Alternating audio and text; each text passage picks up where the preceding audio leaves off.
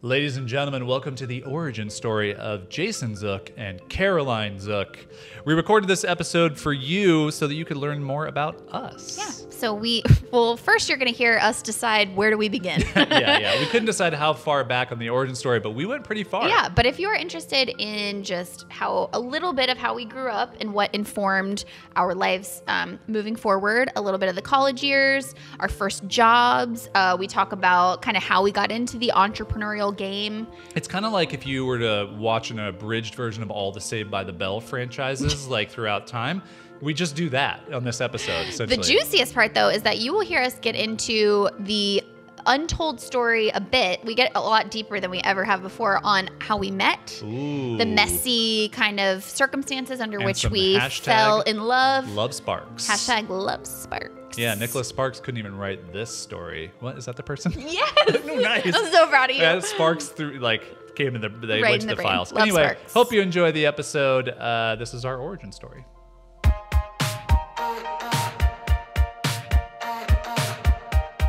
Hey there, we're Jason and Caroline Zook, a husband and wife team who believes life is just one big experiment.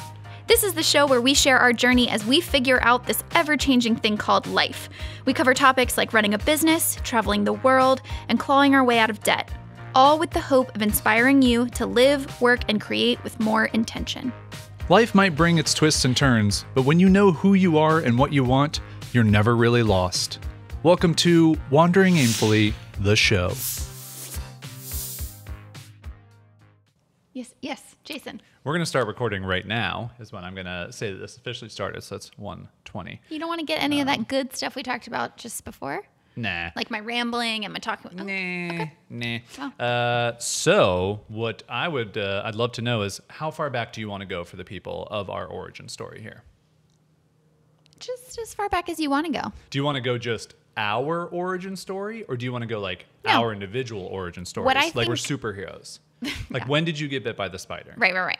What I think is interesting is we can go back and forth on just like what led us to here, and each person can just share what they think is relevant. Well, how about this? I'll let you take the lead, and then I'll just like bebop a story of the same time in my life.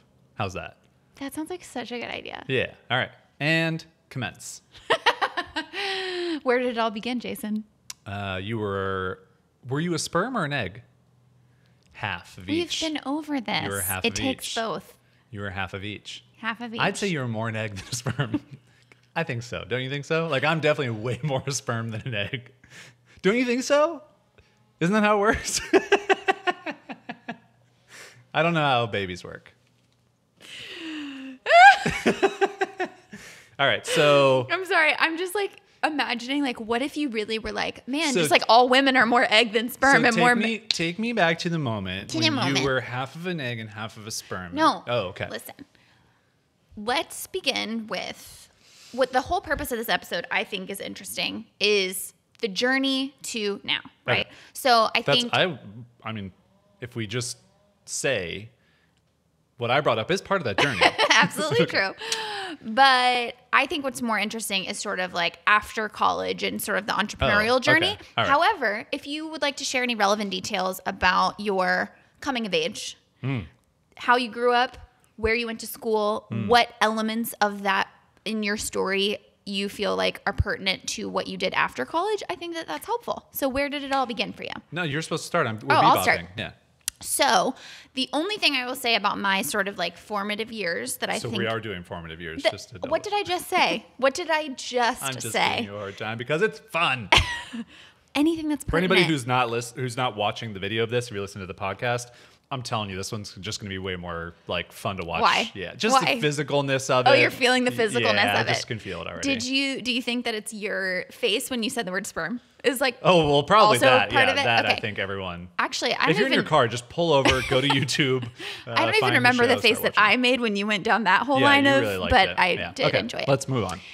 What I was saying is any pertinent details from growing up. So my pertinent details from that time in my life, I think, would be. I think we should do a whole episode on childhood where we could fill in that whole gap. I think that's a great idea. It's just fun for everyone else to be a part of too, and they can relive their childhood, and we can have childhood memories together and all that stuff. So let's. And also, you and I, what I think is very funny about it is we are 6.5 years apart or something. 6 years apart. Yeah. So whenever you mention your childhood, like cultural landmarks, Here's a perfect one for everybody at home. Nelly's album, Nelly the rapper, his album Country Grammar came out for me when I was a freshman in college. I was in middle school, did not have boobs yet. So you were touching boobs and I was growing them. Oh man, I'm creeped out. If I would have said that, by the way, that's different. I know, but it's my body, so I can say it. Okay, cool. Yeah. So that is a difference in our ages. So that's how we'll get everybody up to speed on all that stuff later. The important part is, where did I come from? What was formative? Sperm. Just kidding. So I had an awesome childhood. I grew up in Florida. I had a very large blended family. So for those of you that don't know, because I've talked about it a bunch, but like my parents were divorced by the time I was like 9 months old. So I always grew up with basically a dad, a mom, and a stepdad. My mom and my stepdad got remarried when I was like 2 or 3. And so I had these new stepbrothers, and my dad eventually got remarried also. So I had other step siblings. And then I had a half sister that was born, another half brother that was born. So there was just like a lot of kids around. And I was always like a super sensitive kid. And I was pretty much the only one like that in my... Would you say that you were maybe more egg than sperm? I would say maybe a little bit more egg than sperm. You guys know how that works. If any doctors are listening to this, we have any doctor listeners just like, wow. A whole nother episode that's just like Jason Life explains. Science by Jason and Carol. Yeah. But the reason I bring that up is because I do think that I was also really creative as a kid. But I think that was an outlet for my sort of sensitivity. When you say creative, define creative. I mean, since the time I can remember, every birthday gift was some type of marker set or so it was like crafting and drawing, painting, that type of creativity. Painting, beading. I remember this is beading, making beads. Beads. What did you think I said? Beating. Oh, beating. That's just so you know. Drawing, painting, beating that's people a real sociopathic. No, like you. No, but just as a small aside story, I can remember in 5th grade, when we were all about to graduate from 5th grade, buying at Michael's the tiny wooden, like very small, like treasure chest looking things, hand painting them. And then hand lettering the names of my best friends on top, but also choosing the color based on the personality of my friends. Yeah. So like these like thoughtful DIY type of crafts and things were always a part of what I wanted to do as a kid. But I realized really young that I was pretty good at school and taking tests and somebody telling me, hey, here's what to do. And then I would do it. And what I now know as an adult, not to get too far into that, is that being a sensitive kid, sometimes I think very sensitive people can use other ways to try and protect themselves from being rejected. And I feel like my performance and my perfectionism was my way of being accepted. Like it became clear to me that that was a way that I could gain acceptance. So I just became a very overachieving, over-perfectionist in school kind of a kid. The reason that's important is because... Well, I guess before I go down that road, I'll turn it back over to you. So what do you think, looking back at your childhood, what was that like? So super abridged, formative recap. Like what was the family dynamic and what do you feel like you learned about yourself in those years that has become more clear to you as an adult? Yeah, I grew up with a lot of change, so moved around, I mean, a good bit for a kid whose parents weren't in the military. So my mom was just always on a quest to, I think, try and better herself and better our position as a family. So I think we have that in common. Like, even though we didn't move a lot, but my mom also, I feel like, would do anything to just give my brothers or like the whole family a better chance at. Right. But anyway. Something better than what they had, essentially. So also child of divorced parents, although, I don't really know the details of my biological father and that split. I think they were married. I don't know. I've never really asked. Mostly because I just don't care about my biological father whatsoever. Like there are people who are like, I never met my father, blah, blah. Like I've just heard a couple bad stories. And so for me, like that's my personality. Like you're out. Like it just like, bye. Like I just don't care. So we'll dive into that in the childhood episode. So until I was 8, I was an only child. And so my mom, we lived in Arizona pretty much that full time, moved around a couple different places, then to California for a couple years. My sister showed up, then to Virginia. Back to the egg and sperm. My sister showed up. And then Virginia after California, and then New Jersey, and then Florida for school, where we met, not in school, but that's where we met. But for me, I just remember, my mom was just a strong person. And I was even thinking this morning while I was making coffee or something, just thinking about like all the little things that she probably taught me that have stuck with me for so long. And the thing that I was most thinking about was I was actually listening to Matt D'Avella's podcast interview with Brandon Lachey, who's a woman, and she's African-American. And they were talking about, and I don't watch The Bachelor or The Bachelorette, and I think it was The Bachelorette they were specifically talking about, where it was the first African-American Rachel Lindsay Bachelorette. Yep, test me. And they were both like, it only took 18 years. And I'm like, that's just amazing. I don't even think about those things at all. Like, I don't even think about people as like, not to say like I don't see color, but it's more of just like, I just think of them as people. Like, we're all just people. So I give my mom a lot of credit because that had to have come from her, because otherwise, I mean, where else would it have come from? Yeah. Oh, anyway, man, that opens up a Pandora's box. Sure. But I'm gonna restrain myself and not touch on that topic. Yeah, but I know what you're trying to say, which is that your mom instilled in you the value of not, judging other people based on any other characteristics. My mother did the same. And then I think what we also have in common, maybe more for me than you, and I don't know, maybe not, but my mom, I think, just was always like, you can do anything. Like, you could just do whatever you want. I was a creative kid as well. I filled sketchbook after sketchbook, and we found them when we moved. So there's like actual proof of all the sketchbooks I had. And I was probably more an introverted kid.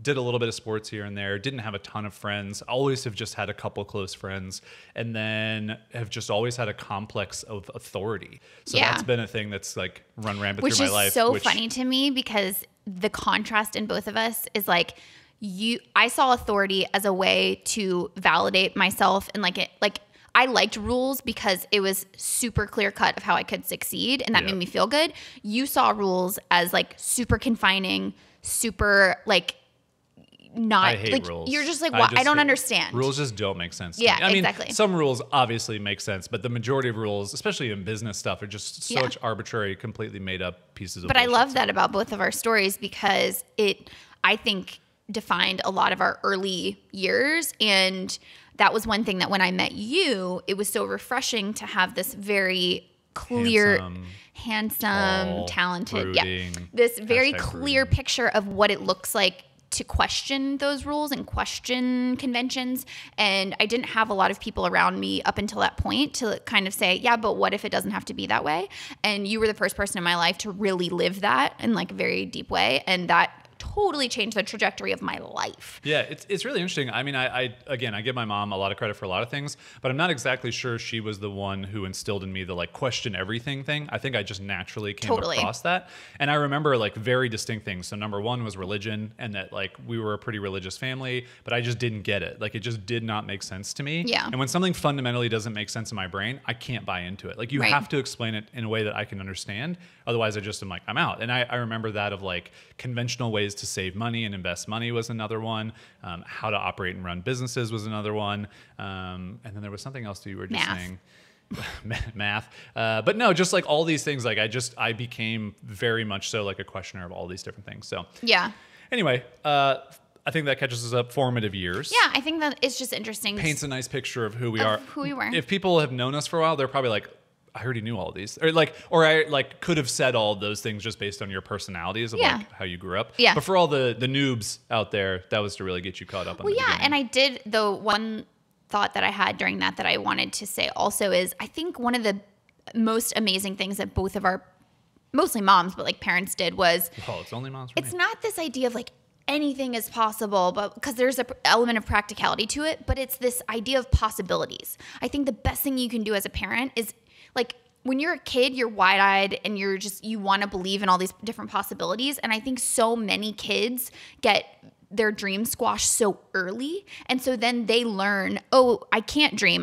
There are no possibilities. Like, I have to be practical. And there's a balance, of course. But I think at that age, if you can just, for your kids, give them this sense that, let's start with the possibilities. Let's not count ourselves out right out of the gate, and that you can try things, because my mom did the same thing. And I do think that carries through now, where it's like, okay, if you're willing to work hard enough and believe in yourself, like, you can achieve things that you didn't think were possible, All right, so fast forwarding quite a bit, let's say through college, after college, getting into maybe where our origins as entrepreneurs started. Yeah. Well, did you do anything entrepreneurial as a kid? Never. Me either. Really? I mowed lawns. That's the only thing. I babysat. I mean, that's not entrepreneurial, but like I knew what it was to make money. I had a babysitter. That's the same. Yeah. Same. Cool. But I will say that it was another gift, and another thing that I think you and I both have is that we didn't come from much money. And so my parents were just like, if you want money, you must make money. Yeah. And so it was never, I did not have this idea of like my parents just giving me money. And so I remember by the time I turned 16 and it was like, okay, if I want a car, okay, if I want gas for that car, okay, if I want clothes to go to school, like we were to the point where my mom would be like, okay, we can't afford $100 yearbook every year. So you got to pick the 2 years out of high school that you want to. And I was like, well, I want this yearbook. So I was like, if I want this, I must make that money. Yeah. And I think that's a really important skill to learn as a young person. So I had a couple of jobs. I was just going to say, let's not fast forward to college yet. Let's go first jobs. Because I don't think that's going to be childhood. Yeah. Childhood's going to be more the deep stuff, and I'm going to get on the couch and we're going to really go through some of my things. Right. Yeah. I had some like under the table, like I remember this one time, my mom has worked like a whole bunch of different jobs. During this one time period, she was working at this like chemical export company. Oh, interesting. I know. I'm so like, just some drug trafficking? Just some drug trafficking. Yeah, okay, no. Cool. This chemical company that would like sell chemicals to, cleaning, whatever. They were like a chemical company, and they needed somebody to do data entry. And so I have a feeling that like all the old people who worked at that office were like, what are computers? And I, being like a digital native to some degree, was like, I know spreadsheets, I know programs, I can learn this. How old were you at this time? 12. Wow. Yeah. Wow, So like wow. they just paid me by the hour, and I would just go into this little office and do data entry, and maybe older. Don't come after my mom or the company. But that was really fun. I also painted the office for money. I remember I listened to like 3 or 4 John Mayer albums, like full albums, painting that office. So like my first like real sanctioned by the government job was Rita's Italian Ice. Yeah. Shout out Rita's fans. Yes. Don't go there anymore. It's just death in a cup. Yeah.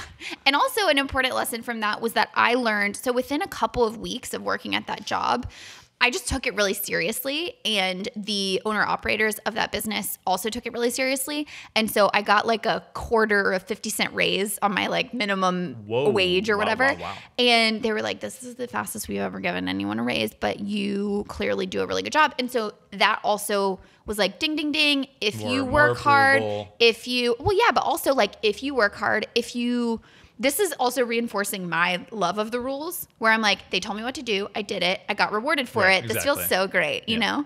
But it instills in you a feeling of hard work. And if you put in that work, there's a reason to care. You know what I mean? Yeah. So what was your first job? My very first job that I remember doing, so like, hello train, and getting paid money for the work that I did was mowing lawns. And I think I did it for like 3 other lawns besides ours, and I was like, nope, don't have any interest. Dude, mowing lawns is... Oh, I just hated it. And like now I think if I had a lawn to mow, I would probably really enjoy it because it'd be like a meditative practice. Yeah. Put in the old AirPods, listen to a podcast as loud as I possibly could. Probably have like an electric mower that's not that loud now. But like I just remember the gas and the oil and the mess. I was allergic to grass at the time too. So like I was so itchy by the end of it. Also, I don't even think I was allergic to grass. I think just everyone is allergic to fresh cut grass. Yeah, it's just that grass is itchy. Yeah, I don't think you were allergic. And stuff on. Anyway. I have some, as an aside, I would just like to note on record that I have some major doubts about you and your allergies that you have.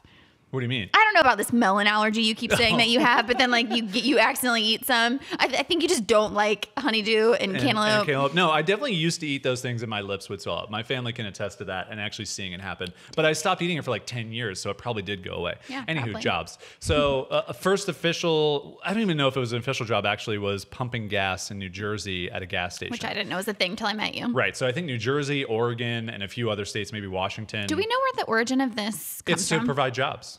That's all it is. Wait, what? It's literally a way to provide jobs. So gas stations have gas station attendants. They pump the gas. They get paid a wage to do that. They're literally doing work.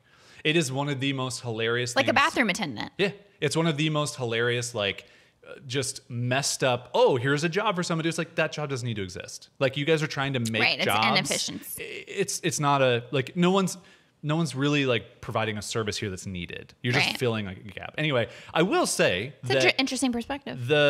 Even though I don't believe that job should exist, yes, I think that was probably one of the best jobs I could have had as a kid because I had to talk to people. I had to like converse with them. If I was nice to them, it's kind of a similar thing that I learned. Like I distinctly remember a guy pulled up in a Porsche.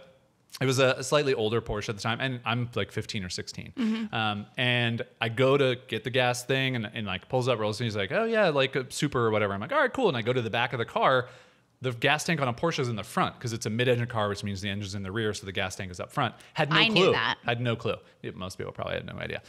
So I'm just standing like an idiot, and I'm like, oh, I don't know what to do. So I'm all flustered. Yeah. So you have to like deal with those types of situations. Uncomfortability. Like, all these different things, and like people pulling in their car the wrong way. And then I had like everyone paid with cash. There wasn't credit cards at machines when I was 15. This is 21 years ago. So I remember carrying wads of cash and like in my you have pocket. to make change. Well, I had to make change. So that's probably where my quick math skills come from. There's kids walking around with wads of cash. Well, back then, not anymore. I mean, but for sure somebody every could day totally I would rob have like you. $2,000 on me. Oh my God. But I would do drops all the time. Like there's like a little drop that you do. Okay, do a drop. But anyway, gas station attendant. And then literally, this is really funny to think about. This was like a little downtown area. If you think about like where we live, or maybe you have a little downtown near you. There's like 3 streets to the downtown. It's like a grid, right? It's like, for a small town. This is not like skyscrapers. This is like downtown of a small city. So there's like 3 total streets and then 3 cross streets. Sure. Literally the gas station was on one corner. Complete opposite side was a grocery store. There was an herbal organic grocery store called Mrs. Herb's Good Foods. So I worked there as a produce boy. So you got a taste of California before you ever made it out here. Yeah, it's really funny. And it was Did it plant the seed of being a hippie? No, I didn't even pay attention. I hated the food because it was like there were like sprouts and everything and avocado. I was like, ugh, where are the Doritos? We didn't have Doritos. So I worked there, and that was more of just like a quiet manual labor behind the scenes. I worked at the cashier for like a month, then we moved. And then my other job in that downtown was at a Verizon store selling pagers. Yes. So not cell phones. Cell phones had not come out yet. It was literally beepers. And that was actually... this is another of our age gap. Yeah, you missed I missed the pagers because I think they came out when my brother was in middle school. Right. I was 16 when I got that job, so you would have been 10. So you wouldn't have needed a pager. Who just paged me? You wouldn't have needed a pager. But it's really funny. Like I had all 3 of those jobs right around the same year or 2, and they all taught me all these different things. But I think the number one thing that it taught me across all of them was people skills. Yeah. Because even as a produce boy, like I would be out putting produce in the thing, and like a little old lady would come by, and she'd be like, "Where's an eggplant?" or something like that, and I'd be like, "Oh, ma'am, it's over here." Yeah. And you know, it's you just learn these skills. Yeah. And it was the same thing as you, where if you were nicer to people, like that Porsche guy coming back to that story, he gave me a $20 tip. Yeah.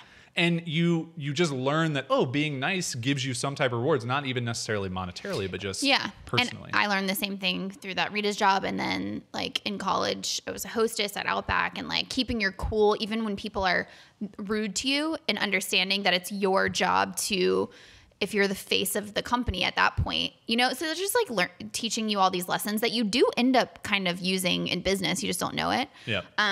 Okay. So those are fun jobs, but the important thing that I also wanted to touch on, I don't want to skate over the college to entrepreneurial years, because some really important things for me happened during those years, which is that, you know, I think I told you guys, I was a really creative kid, but I learned that school was kind of the more socially accepted path in life. So I was getting all these cues of people telling me that I was a talented artist. Like I even took an art class in high school, one of the only like formal art classes I've ever taken.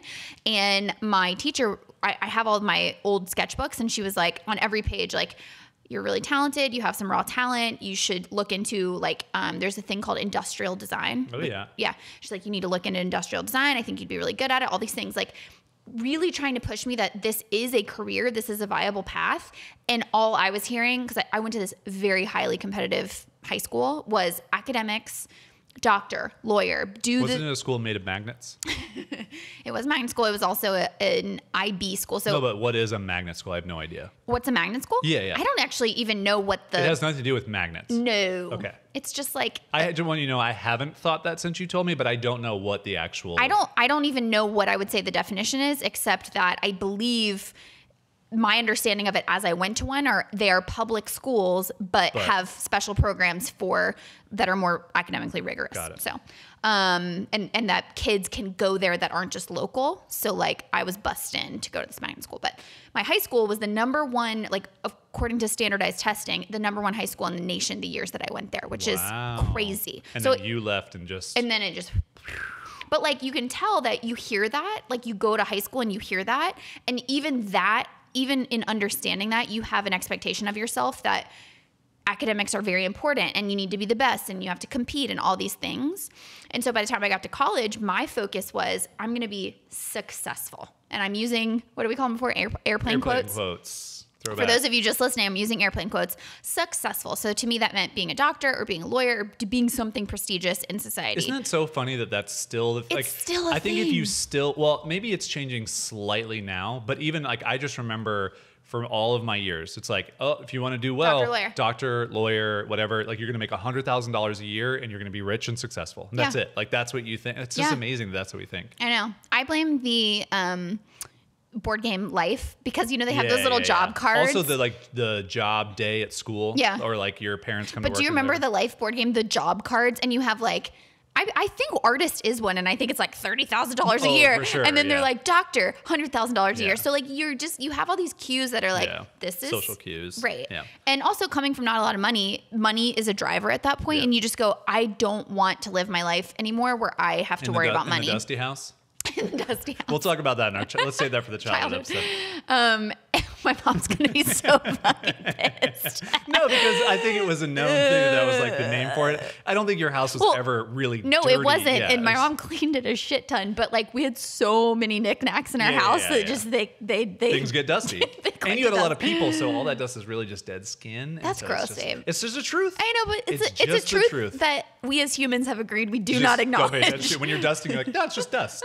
It's dirt. It's not dirt. Human flesh that is dead. From human flesh, back to college. So at some point in college, it became very clear to me though that I think it was during the chemistry classes and the biology classes and all these like super advanced calculus where I was like, this whole school thing, like I can do it, but it's not what is fun for me. So I took an intro to advertising class, and that to me was like, ding, ding, ding, I can be successful and creative. It's like the perfect mix. And I really did fall in love with it, at least as it was taught to me. But then I just sort of switched to, now can I change my success like mindset to this? And so then I became very obsessed with working in New York on Madison Avenue, big agency, worldwide agency. You get caught up in all of that. And I went to this internship my final summer before I graduated college, and it was in New York, and it was at an agency. I was one of 6 people chosen in the scholarship program, and I effing hated it. Yeah. I hated it. Yeah. And I spent the whole summer going like, what is wrong with me? A bunch of my friends moved to New York for the summer to have these internships, and they all seemed to be like thriving, and I was not. Faking it. They were faking it till they were making it. Well, I think some of them enjoyed it, but it was not for me. And I really had this sort of like identity reassessment where I had to go, okay, I have this idea of what I think I'm supposed to be. City girl, successful, like, walking the streets of New York, like I have all my shit together. Is that what people do in New York? They're like, if you guys aren't seeing this, like you got like a saunter that you do in New York. This was me in the city. And I had to go, okay, I know that's what I think I want to be, but what actually am I? And I'm actually a very sensitive person. I'm a person who cannot handle the hustle and bustle. I don't like being swept away in the pace of what other people are doing. And New York is very much, you will get carried away. Yeah. We both worked in New York. We both have an internship in New York, sorry, which is kind of fun. So what was your... Well, before that, I was going to ask you, did you want to go to college? Like, because you went to the school full of magnets. In fact, I wanted to go to an Ivy League school. I wanted to do like Yale, Harvard, like any of that stuff. We didn't have enough money for the like entrance fees, and also they were a long shot, so I couldn't just like apply to a bunch of Ivy Leagues, and I didn't have the money to go. So my parents, I do not fault them for this, but this is how it went down. Growing up, it was very much a thing in our house where it was like, you can go to whatever school you want. Like, we will find a way to pay for it. We will find a way to make it happen. And this was always the story that I had heard. So I just like worked really hard in school. Come, junior year or whenever you start applying to colleges. And it was like about that whole, you can go anywhere you want thing. You can, but like, you'll just be in a whole ton of debt and we can't pay for it. And so I was like, okay, so I had to get practical. I did apply. I know it's not an Ivy League, but my dad went to Duke Law School, so I applied to Duke. I was big. Duke isn't an Ivy League school, huh? No, I think it's called it's not an Ivy League. I'm pretty sure. I don't know. I just but it's a very good school, obviously. I'm pretty sure. Monica Padman. God damn. Where are you? Fact check. I'm pretty sure it's not. I got waitlisted there, but that was pretty much the only like really prestigious school that I applied to. And then I applied to, which looking back, I'm like, waitlisted? Like I had worked my tail off. Sorry. Anyway. Rita's job. Rita's, I know. What threw you off. But University of Florida offered me a bunch of money because I was a National Merit Scholar to go there. And so I was like, and looking back, I am so freaking glad that I didn't go to an Ivy League school, that I went to sort of a great academic, but also a public college, because I had the quintessential college experience that I enjoyed immensely. Well, and you can imagine too, with what we've learned about you over the years of your craving of acceptance and achievement, like going to Duke and going to that level of school. It could have flipped me. Oh yeah, you could have been off the deep end. Off the deep end forever. Like Yeah. I really think that, and also the competitive nature that I have, I really think that I would have run myself into the ground, and it would have been harder because I would have had more to lose. Like if you go to school like that and you get out and you have $200,000 or whatever in student loans, it would have been so hard for me to go, nope, not going to do advertising. Right. Nope, not going to do doctor. Like I would have just gone for it because I would have felt like I had to. But instead, I didn't feel like I was too far gone. And so after that New York internship, it became clear to me, like, I still went into advertising, but I did not pursue the New York big kind of agency. I ended up, as you know, working at an independent agency in Durham, North Carolina, which I didn't like that job, but I liked the place. I was going to say, so let's pause there. I'll come back and catch everybody up because we'll move forward from first job. Yeah. So I did not want to go to college. Yeah. I had gone to 4 high schools before college. I was really done with school. I just was tired of it. Also, just like I'm not learning anything. Like none of this is going to matter. Like geology and biology. We are so and different math. from school. I'm just like, what is this I loved gonna school. do? I was like, this is so interesting. Like government class, great, awesome. We have these 2 parties. This is how it works. Cool. Can I move on? Like you're not teaching me anything. Like, Yeah. I'm not going to apply this stuff in my life. And so I actually, that was the same time. So I was old enough to, get a computer when I was 14, having used it for multiple years through high school. So I taught myself HTML. I was making websites. I was like, had I stayed in that world, I probably would have been a part of some type of .com boom, because even just those skills alone were in request at that time. And it was right around 2000. So it was I'm interested in this. 90s. We've never talked about this. And I... Are we going to save it for childhood, or is it No, here? because I just am really interested, like, because I also grew up in the era of we got a family computer, but I'm on Instant Messenger, and I'm like Chat on with your AOL. friends. I'm not building anything. Well, so here's the thing. So when I first got a computer, there was no Instant Messenger. There was no way to talk to other people except for chat rooms, except for IRC, which for me, IRC, which is Internet Relay Chat, I think is what it stands for. Like, I was a nerd, but that was almost too nerdy for me. Like, I just couldn't get behind that. Like, I actually sat in chat rooms. So like, I would go in AOL chat rooms. That's how we connected to the internet. You drop some ASLs constantly. I multiple times. Anyone who is old enough out there who knows what ASL means, please comment below this video. Yeah, I pretended to be someone else multiple times. 100%. In chat rooms. Yeah. The original catfishing. Yeah, for sure. I was just catfishing dudes left and right. Then come to find out. No, seriously, like I think about like chat room activity of those early years, and I'm like, my mom, like bless her heart, she'll never know, like it was danger zones. Yeah. This is like before To Catch a Predator, but like it was the Wild West and it was bad. So anyway, like you're hanging out in these chat rooms and you just come to find that like it's so many nerdy people who you just don't have much to do. So it's like, all right, well, I want to be on the internet. I want to do something. And it comes to like, well, what else is there to do? Well, I could make something and then I can like publish it in some way. And so that's where, I got Dreamweaver, which is like the very first HTML client. There was probably other ones, but that was the first one that was like, I could use. And of course I like pirated it. I downloaded it. It was an Adobe product, right? I actually don't think it was an Adobe product at that time. I think it was Cold Fusion was the first one I got. That was like a whole separate one. But anyway, I think that is interesting. That's the thing. Like, it wasn't accessible to like get on, chat with your friends, and then waste all this time. It was like I could go in a chat room and I could waste a lot of time there. But then I was just kind of bored, and I just wanted to just do something else. Were you going to like websites at the time? No, like literally there were no websites. Okay.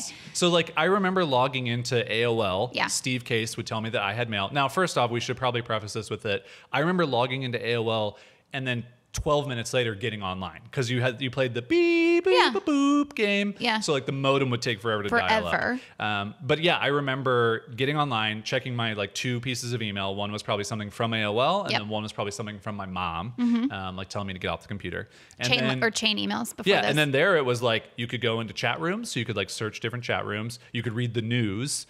And then that was about it. Then you're there. Like stocks and weather, right? Right. I think that's so interesting that is probably the difference is that you were early enough that it was like, if you want this, you have all this like this new ability, but it's like you have to do something with it. By the time I came around, it was like people have already done stuff with it, So. And I remember when Instant Messenger like came around, I mean, all my time went away. Yeah. Because then it was like I could talk to all these people all over the world, like people that I met in these chat rooms. Then we became friends on Instant Messenger, and then you're just literally chatting all day, and you're distracting yourself. It's really funny how that was like the early social media, because you would get on, you would leave messages, you would. It was 100% the earliest social media. Absolutely. I miss it. Like, and I wish you cared about what people thought, even when you weren't there, which is the interesting thing. Like the status messages, you'd write like crafty ones. Oh yeah, for sure. I remember. Wait, can I tell a funny aside story? Sure. One time I wrote as my away message something like, and this is like before emojis. What was your I had a name? Few. Had a few. Hazel Baby 816. Oh yeah. But did you want to know mine or no? Yeah, what was yours? Original. I know what yours is. No, original. I don't think you know the original, do you? No. Original was Cheetah Boy. I think 13 or 14, because that's how old I was. Why Cheetah? You just liked it? Oh, I love big cats. Love big cats. Real big cat love guy. Big cats. But also, like, why boy? Like.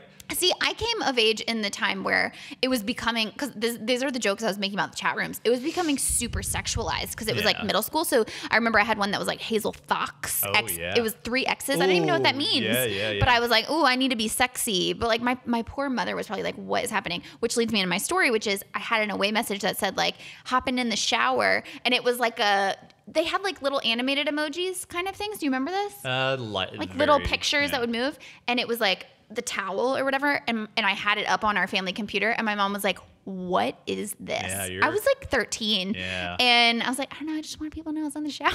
She's like, no, you don't. No, you don't. No, you don't. And we're not doing this. Yeah. And that was probably a very dangerous time to be a parent. Your mom saved you from being in porn. Yes. Really, that's what my mom steered me back on the, it's like, you were going down a porn track. Like, what the hell? Yeah. Anyway, I just think that's an interesting aside, and I'm curious if anyone that is around my age had that experience. Yeah. So anyway, high school, did want to go to college. Then my mom just kept telling me like she didn't go to college, or she did for a little while and then stopped. And she was like, I just think you need to go. You need something to fall back on. You know, don't kind of take the path that I did, like get a degree so you have something to use. And I love my mom. So I was like, all right, I'll do this. And so at the time throughout high school, I had followed the art path. So I had taken a lot of art classes. They were the few classes where I actually felt like this is worthwhile. And in the meantime, at night, I'm building websites. I'm learning how to code. I'm learning how to design in Photoshop, like the very first version of Photoshop. The reason I think this is interesting is that I don't think even people who maybe have been following us for a while know how much of an artist you were as a young kid. Oh, yeah. I mean, like, you don't share that a whole ton. Like, he's more talented than I am. Like, the funny part is that I'm like the quote unquote artist. Maybe from like a technical, like technical standpoint. Yeah, like I could draw this microphone on this piece of paper and it would look pretty damn close. Yeah, or you can draw, which I've always been jealous of, because I also can just draw this microphone, but you can draw it from your mind. Yeah. So you can like pose in like a person in your head and like draw a caricature of what that person would look like. Yeah, I mean, let's be honest. Like, I'm not competing or comparing myself to like really good artists, but like no, I can do it, and you could see and be like, oh, that's a guy, and his arm is like. I think that speaks to imagination, because sure. I don't have like a whole ton of like pictures that are always in my head and like that. Like I feel like I very much am more from like my feelings and stuff like that. But you, I feel like, have a very rich and active imagination. Oh yeah, very vivid imagination. And I remember even in some of those art classes, like I remember a specific teacher where we were doing something, maybe it was like still life studies, and I was just so bored because I'm like, what does, like, I'm so bored. An apple. And like I would draw something weird on like a dragon or whatever, and she's like, don't do that. That's not going to help you get a career in art. And I'm like, yeah. Have you seen Mulan? I don't want to draw still life for a living. Yeah. So anyway, I had these skills as an artist. I liked art. I liked doing stuff online. So I was like, I'm going to get a degree in design in some respects. And at that time, it was just like arts and sciences was the degree. And so. So funny. I know. Like arts and sciences. I applied to schools only in California and Florida, currently living in New Jersey because I did not want to stay. Girls or sunshine? Blonde and beach. That's what I was going for. Blonde and beach. Not a lot of blonde girls, especially real blonde girls in New Jersey. I just had a flashback to an episode of like Saved by the Bell, the college years or something, where they were talking about like, this is why we went to this college. That's where I wanted to be. Yeah. I wanted to date Zach Morris. Yeah, I get it. We all did. But only during the season when he was working the summer job. What about the long hair? No, the summer job where his hair was like nice and tall with Stacy Carosi. Yeah. Stacy Carosi. Awesome. Good job. That was good teamwork for everybody there. Anyway, so yes, I applied to like 3 schools. I think I got into one, which is in Jacksonville, Florida, and went down and visited. It was close enough to the beach. Looking back now, like it wasn't close to the beach at all. It's pretty close. I mean, it's close enough. Like relatively. From where I lived, like I was so far from the Train. beach. Hello, train. And it The was band. just, yeah, that's our peanut gallery. Like, whoa, beach, yeah, we love it.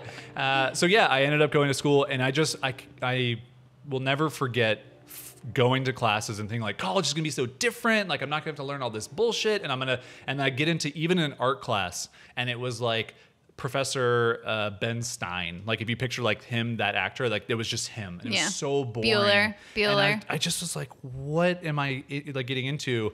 And it was a private school, it was a small school, and I just was like, I just so want to be done with this. And so I actually moved out of that school to the public school, University of North Florida, and I literally skated my way through school. I barely went to class. I showed up on test days. I literally taught a class on Flash animation. Like I went into it going, I'm going to learn Flash animation, even though I'd been teaching it myself like for years. And the teacher was learning things from me. Like he knew how to use it. Like he clearly had read a book. Someone had given a book on Flash and like, here's a keyframe, here's this. And I'm like, I can animate like a whole thing. And so like I literally on some days would present to the class. Yeah. And it was just like a ridiculous thing. And so yeah, I just skated through college as fast as I possibly could and just tried to get out and not do anything. I get it. I think it's also interesting though, because though we both went to public colleges in Florida, we both approach them from like such different places, and UNF is very different than UF. UF is the whole town is the college town versus UNF, which is UNF you just are in this city that is so many other things other than a college town. It's more a commuter school. It's a commuter school. Yeah, so exactly. you do have dorms. I think even now, like many years later, they have a much more rich like environment there, and maybe there's a little bit more the big town center that's there now. Like there's more of that there. Right. But yeah, you're totally right. Like had I gone to like a college town, but I actually wonder too, like you going to Duke, becoming an overachiever, like if I would have gone to a more college town, would it have just made me like, I don't know, even like fit more into that? Right. I mean, like the answer is no, but it's yeah, I guess we can't really know. So I get what you're saying there. But I think that is another reason why we have different views on college, because I feel like I put more into it, so I got more out of it. Yeah, for sure. I feel like I put absolutely nothing into it because I was going to get nothing out of it, and I totally think that it literally played out the exact way that I would have thought. Like I remember going to guidance counselors at University of North Florida because it was like mandatory to go to like choose your classes. Yeah. And they're like, "Where are you applying yourself?" I'm like, "None of this matters." and I can't emphasize this enough. I just remember them being so perplexed on what to do with me, and I think that's been a recurring theme for the education system for my entire life, which is probably like some mental issues for me, but also like I remember my mom, like me as a kid, like just like these teachers don't know what to do. And I think it's because our education system, and we'll probably go way into that on a whole separate episode, but it's like they're not set up for the kids that are super imaginative, super creative.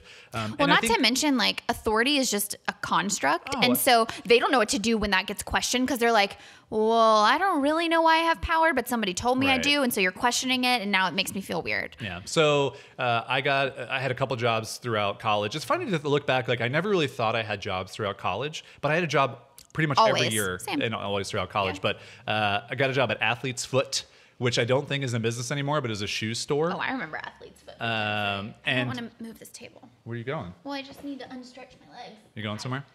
You just moving stuff? But yeah, Athlete's Foot. And that was funny because that job for me was, could I make more money than I spent in the store? Because I was very into basketball at the time. I started playing basketball. I was playing a little bit at the school. It was just sort of a net. And it was a net for sure. Absolutely. Like they would give me a check and I would hand it right back. Yeah. And I was just buying. I think a lot of retail people at that age can relate to that. Yeah. But then, so like I was tired of working those types of jobs, and I was like, let me get a job in the thing that I'm doing. And so I got a job at one of the first internet coffee companies ever. And this was 2000. Like an e-commerce company. Absolutely. They were literally, you buy coffee online, they would ship it. And my job as like a intern designer who was paid was to Photoshop the cellophane so that it looked clearer. I think we talked about this on the entrepreneurial journey. So great. So good. So good. So I actually got fired from that job for my congratulations. incompetent ability to not, which is hilarious because I was the best designer there by far. But they just were an internet coffee company in 2000 and they were going bust. Yeah. And it just wasn't working. Too early. And it really was too early. Like I can't even, I wish I could go back and look at that website, number one, look at how they how they took credit card transactions. Because I bet, knowing what I remember early on, it was so expensive to have a merchant account, which means to be able to process credit cards on the internet. Before there's like a third party, a Stripe or a PayPal. I mean, that's literally why PayPal has Right. existed or was created, was to make it more ubiquitous for companies. And you people. paved the way for Elon. Is I what mean, I really, think you should know. I paved the way for him. I created Apple. I pretty much like Bill Gates is my bro. Like, My bro. Yeah. No, I didn't do any Bill, of those my bro. things. Speaking of too early, I don't want to jump to this yet, but I just am saying it so we don't forget it. Jump it. I want to eventually talk about whether you thought IWearYourShirt was too early. Oh, okay, sure. But anyway, we got to get there first. Yeah, let's. And I don't want to reiterate too much. I think that catches us both up. So you just got your first job, which was at McKinney, which is an agency in North Carolina. I'll take my first job, which was at the ATP, which is men's professional tennis. It's like the NBA or NFL of tennis. 3 minutes from where I lived in Florida. You moved 6 hours, 8 hours away, however far it was. From where to where? From Florida to North Carolina. Oh, I have no idea. I think it was like 8 hours. Sure. Which is really interesting. Like I'm the one who moved around a ton, but yet I stayed, and then you were the one who never really moved, and you moved. I was chasing a boy. Oh, you remember that's this? right, at Panera. Yeah. I was chasing a boy. So here's an interesting aside to this story, because I think it's pertinent because it's our origin story. Where did we meet in that process? Okay, in that process, were at Florida. Post NYC internship where I hate it. It's my last year at Florida, and I am president of the Ad Society because obviously I'm chasing down success and I have to be the best at everything. So I'm the president. Advertising Society. The Advertising Society. Yeah. And part of my role there, actually not even part of my role, but we had speakers that come and talk to the groups. You know, we met every 2 weeks or whatever. And our speakers person, something happened where a speaker fell through. The reason I include this detail is because I think it's so funny how life works out, where I wasn't even supposed to be the person to get speakers, but suddenly it was on my shoulders, which is the only reason I found you. I reached out to a girl that had graduated a year earlier and said, hey, I'm desperate for speakers. Do you know anybody? And she said she was living in Jacksonville at the time, which is about an hour and a half away from college. And she said, I just saw this guy speak here locally and he's super interesting, really engaging, really funny. He has this weird company called IWearYourShirt where he wears t-shirts for companies and promotes them on social media.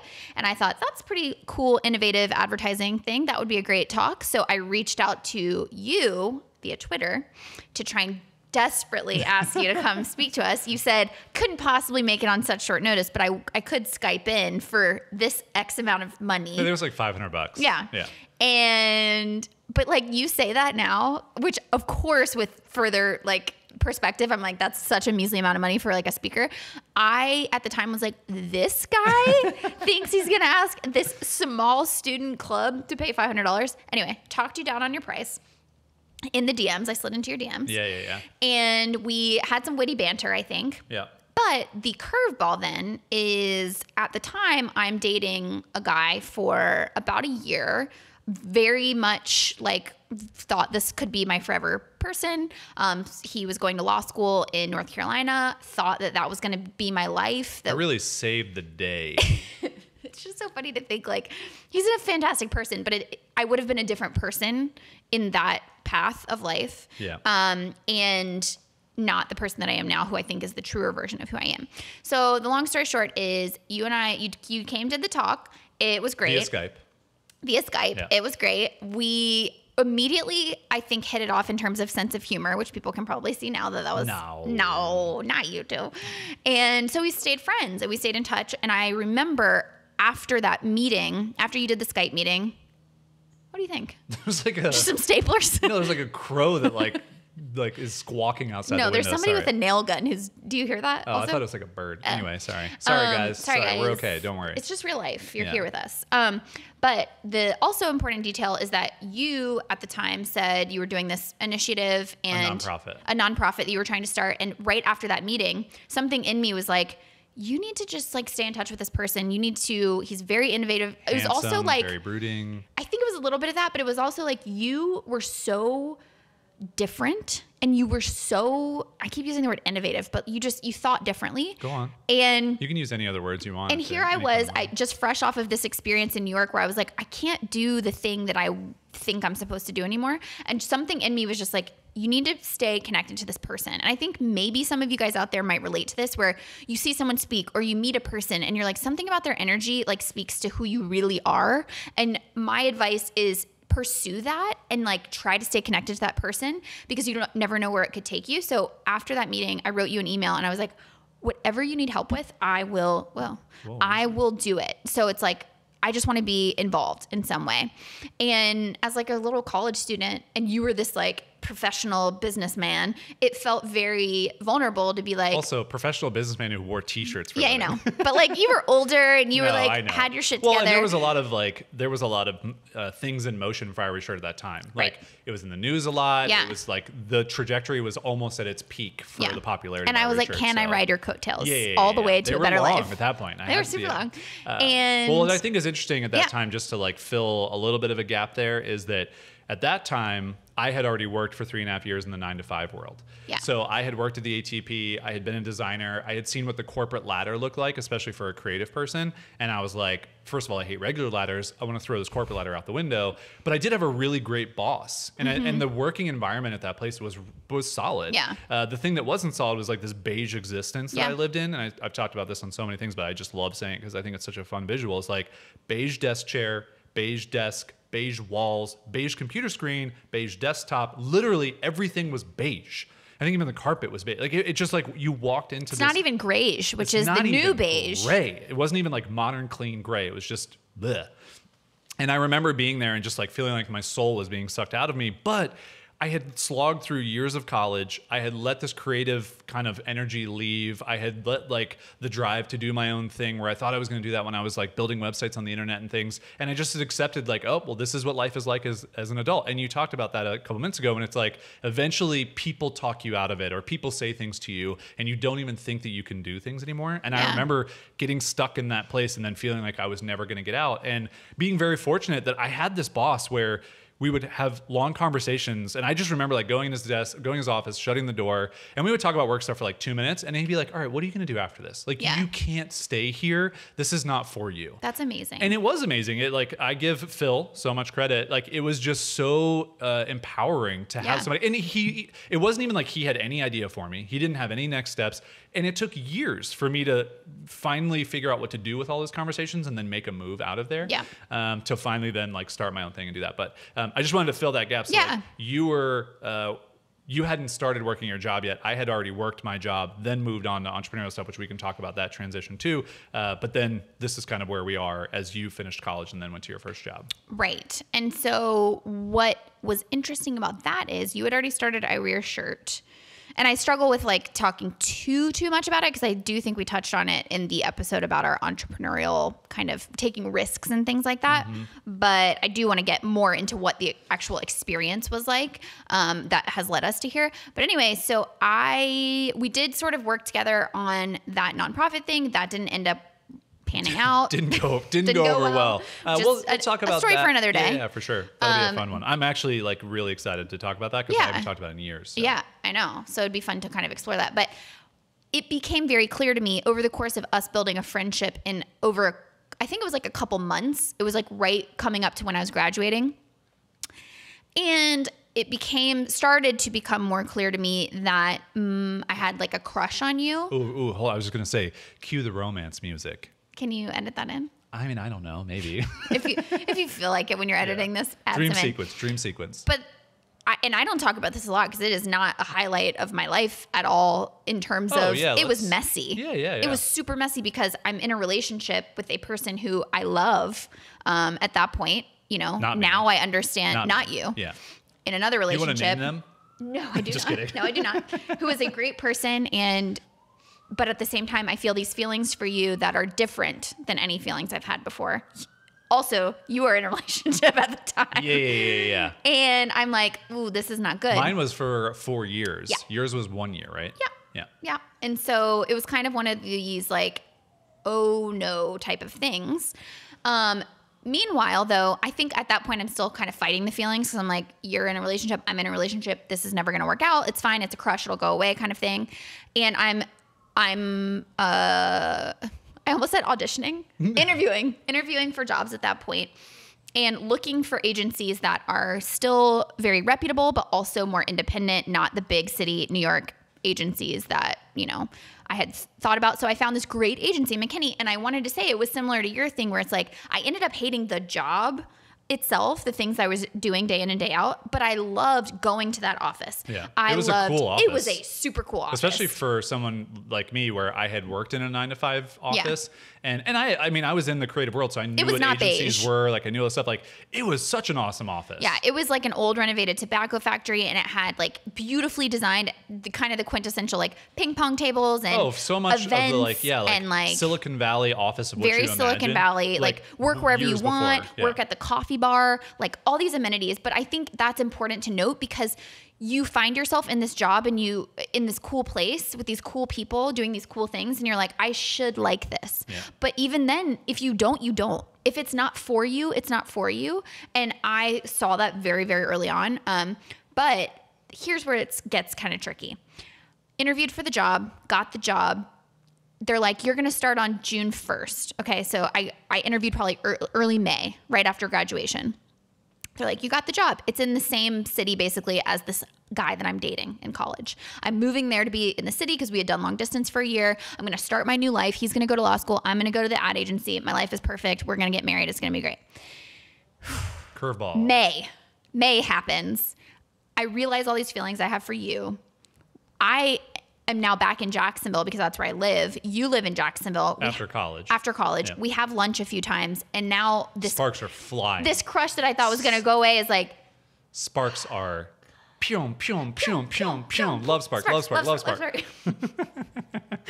Again, if you're not watching this on YouTube, you're missing all the great things. And I was really distraught for that entire month because I was just like, what do I do? All signs are pointing to you have this whole path laid out for you ahead of you. You've already decided you have this job in a whole nother state.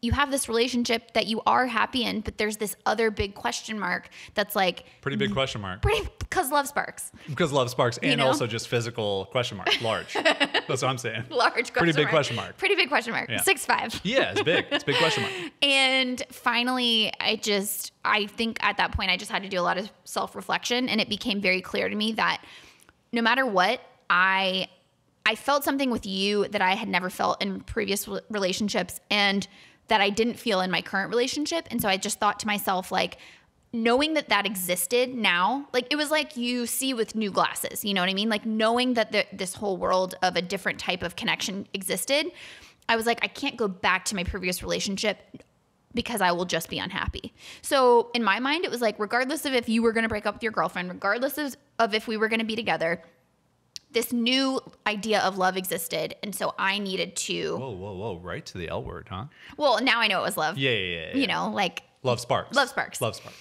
So I was like, I know this exists. So I was like, I know what I have to do. It's not fair to this other person to like live this lie, basically. So I broke up with him. And I remember, I don't know if you remember this as vividly, but I called you and I was like, I broke up with name. I'm not asking you to break up with your girlfriend. Name. Ooh, same letter. Did you catch that? I'm not asking you to break up with her. And I'm not like expecting anything. I'm just letting you know that this is, because at that point you and I had very much danced around it, but we had acknowledged that there was this like thing that we had. Which again, it was very messy and muddy because I know that means that I was in a relationship while also sending you signals that You're sending me love sparks. Love sparks. And that is not a thing that I recommend to anyone, but it's also not who we are. Like I think, well, it's not. Yeah, I think for some people it's a lot easier to not be unfaithful, but it's more like to see other opportunities in relationships. Right. And I don't think that doesn't come naturally for us at all. Which is why I think it was as powerful as it was, because you and I were both like, we don't just like when I'm with you, when I'm with any person, I don't see other people. Like I'm not naturally attracted to other people. So that was Unless it's like a really fit woman. Yeah. For you. Yeah, no, that's my type. Yeah. If she's got those shoulder muscles, I'm like, damn, can I get that number? But that's okay. That's territory we can deal with. That's why well, I was going to say, can I tell my side of that? I would love to hear your side of the story. So I think what's really interesting, because we've talked about this, over the years, but we've never sat down and talked about like leading all the way up to it and all these things. So I remember I did the talk at UF, the Skype sesh. That's also where I met Burton Homan, the orange shirt guy, which was really fun. Way to give Bert a shout out. Because Bert's awesome. He was an intern for IWearYourShirt. He was just such a good kid. Well, he's a man now. But well, for sure. That's why I say he was a good kid. Yeah, now he's a man. But I remember one of my first things, and I said this when Still Motion came and did the little short film on me and /us. But that like, when you popped on Skype, because it was the first time I'd seen your face, not in just a little avatar. Like, I was like, wow, she's really pretty. Ooh, the old avatar to the full screen experience. But it was like, your face was also too close to the screen. So it was also a little bit endearing. And like, you were comfortable enough with yourself. Like, you didn't care. Yeah. And the person that I was dating at the time wasn't necessarily like that. And so I just remember, also in our first conversations, like, there was so much more humor. There was so much more of a connection there. And I'd never really had that in a relationship before. And humor was always something that I just came naturally to. Like, I was always the jokester in the family. Like, I always broke tension with humor. And I just, grew up loving all like comedies and things like that. But anyway, so, that was like my first little love spark that I had. I was like, pyong, like, whoa, that's interesting. Hadn't felt that way.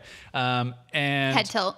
And I had been in this relationship for 4 years, and I was very much like mid-20s at the time. My girlfriend at the time was in college. Like, I was going to visit her in college. And it wasn't that I didn't see us being together forever, but it was almost like the same thing with the job where it's like, well, this is it, I guess. She's a great person, super nice person, but it was like, I just like, there's not, and I think from both sides, like, I think actually she would even probably say the same thing. Like, I was just too different for her. Like, I made her uncomfortable when IWearYourShirt stuff started. She just really didn't like it. It didn't really resonate with her. So, these things are happening. This phone call comes when you told me that you broke up with your person.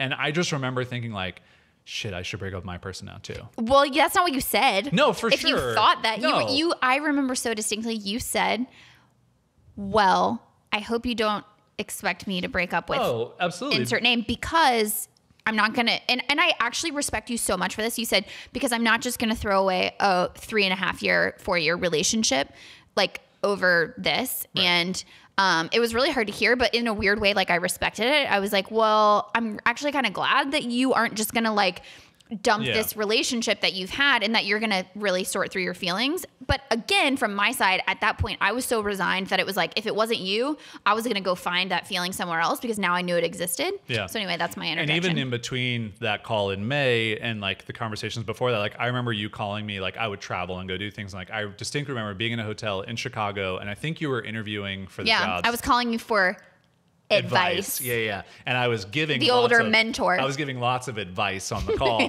Airplane quotes all over the place here. I'm saying advice like it's, and now I'm realizing that it was. Yeah, now I'm realizing that it could be like viewed like I am saying advice, but like we were having some sort of like sexy call. It was not that. It was for real advice. It actually was advice. Yeah. But it was funny and it was fun. And we enjoyed, and we both didn't want to get off the phone. I remember that too. So I remember that, and then I remember going to Denver. And I was staying in a place, and that was actually like for the nonprofit that I was starting. And I remember we stayed on the phone for like hours into the night. Yeah. And I was actually like sharing a room with someone and like trying to be quiet on the phone. And like, you are not a stay up on the phone with a girl type of guy. I'm not even being your wife now, you're not that guy. No, I mean, especially not now. Don't call me. At one point, I think we were talking about presidents. Like, we were exploring like really. We were talking about like our childhoods, and we found out like all these alignments with our childhoods and all these different things. But like we definitely ran out of things to talk about, but didn't want to get off the phone. That's my favorite part about it.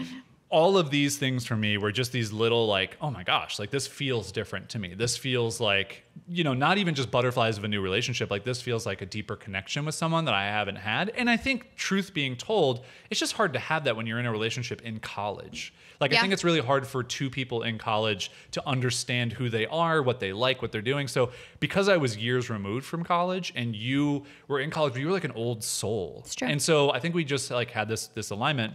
And so anyway, you called me in May. In my thoughts, I'm like, well, I got to break up with my girlfriend now too, because like I see the potential of this.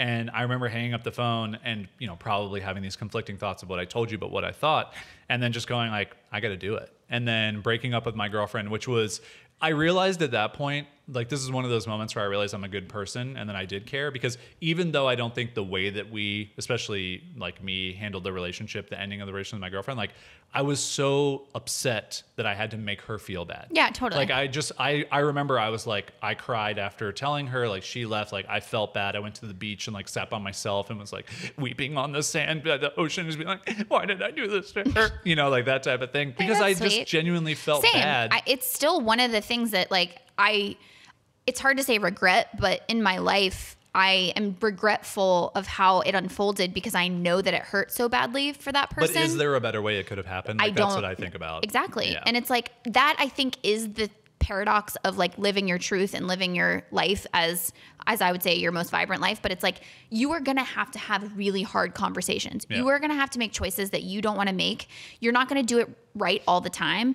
But ultimately, like, what was I going to do? Live an entire life not to hurt a person's feelings? That's what a lot of people do, unfortunately. I know. And and you and I are so right for each other. And we met at the shittiest time, but like, I am so glad had the wherewithal to go through what we had to go through in order to be together. Well, and I think even going back, not to cut you off, this also is a testament to our mothers, who they got out of relationships, whether it took them a long time, whether it wasn't a great circumstance or whatever, but like, they didn't stay and force a relationship forever that they didn't want to actually be in. And so I think we both had that. And so, you know, even I never thought about that, but you and I both, we don't have models of parents who were just sticking it out. Yeah, no, for sure. And I you know, even my grandmother, like, you know, she had a second husband, it was my grandfather, and he had a wife that I didn't even know about. You know, like, they told me, but wait a second. Like, I found this out many years later. I also found that out at a dinner table conversation that I didn't know. Yeah. Anyway, so that's just like the super long, detailed version of how kind of we came together. No,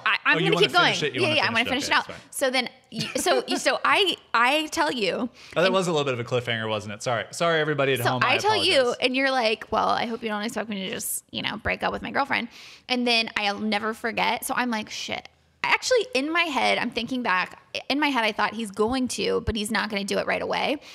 I went to dinner with Matt and your brother? My brother Matt. Yeah. Oh, sorry, guys. Sorry, I was thinking his girlfriend at the time. Damon, or? And we went to dinner, and I saw you called on my phone, and we had already eaten dinner, and so I was like, I'm gonna step outside to take this, you guys. And I was in the parking lot of this restaurant. Do you have a flip phone at the time, by the way? Yes. Do you remember? Yes. Nice. And you were like, I did it. I broke over there. And it was like a couple hours later after. And I was like, okay, cool. So we're doing this then. It would have been funnier if you'd been like, cool, good luck, man. Cool.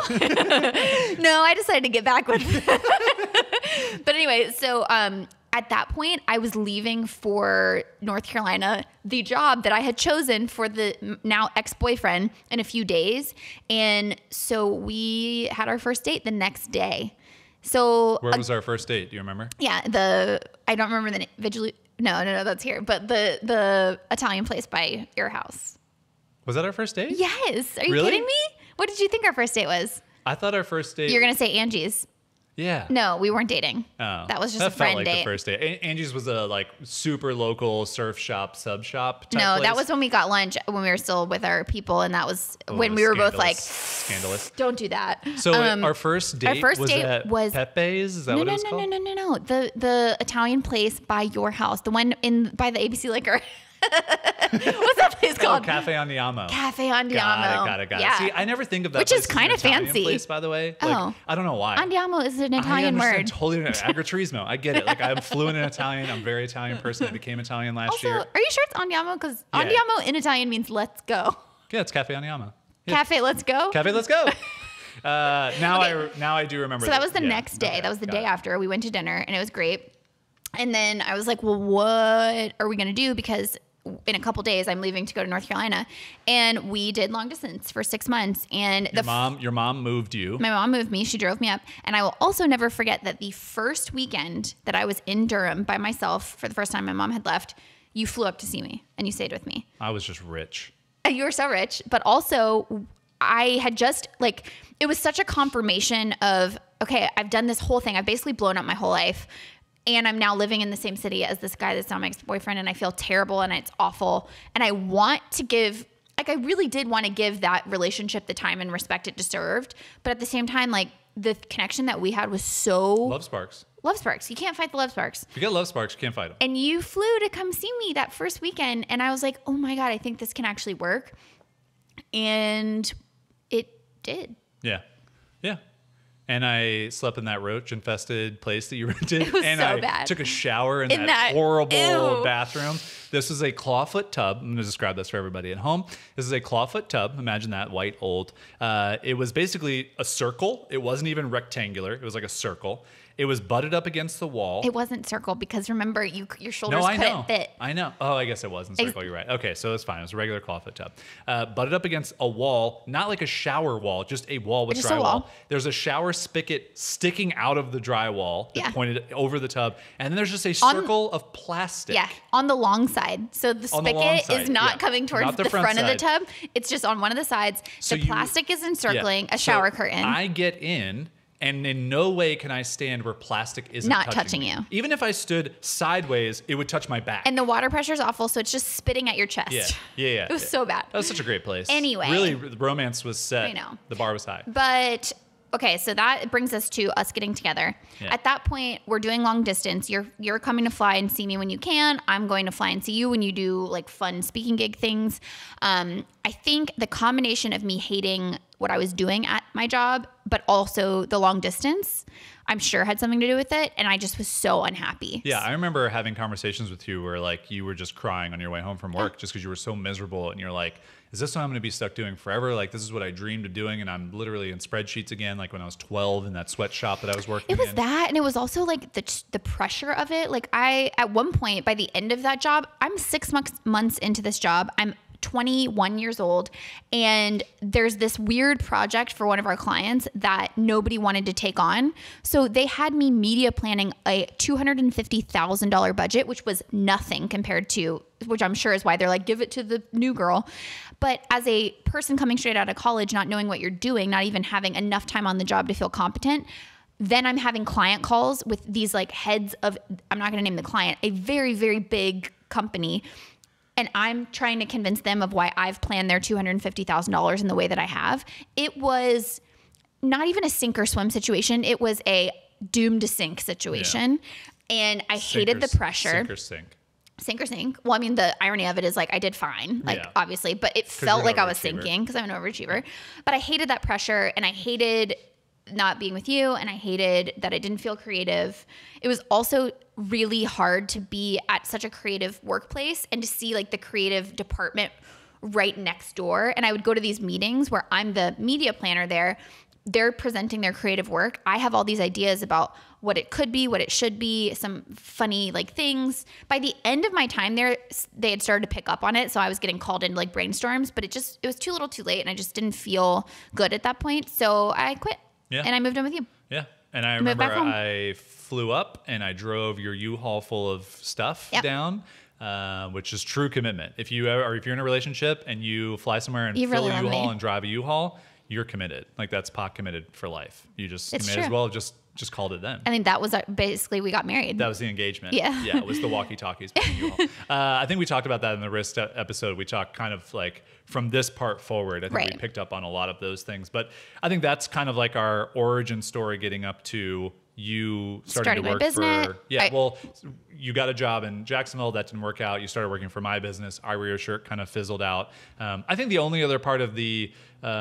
origin story stuff is really just...